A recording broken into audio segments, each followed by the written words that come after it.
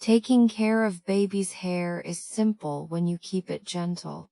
Use only mild, tear-free baby shampoo. Adult shampoos are too harsh for a baby's delicate scalp.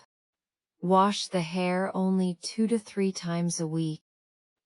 Overwashing can dry out the scalp and make hair brittle. Always wet the hair with lukewarm water. Never hot. Apply a small amount of shampoo. Massage gently with your fingertips and rinse thoroughly.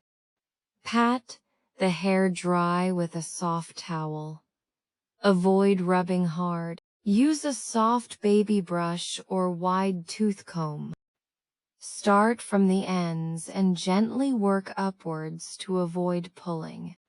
Never use hair oils, gels, or adult hair products on a baby unless recommended by a doctor. Protect the baby's head from strong sun. A soft cotton cap is enough outdoors. If you notice cradle cap, soft white or yellowish scales, gently massage with a little baby oil or coconut oil. Wait a few minutes, then wash with mild shampoo. Do not pick or scrape. Keep the scalp clean and dry, and your baby's hair will stay healthy and soft.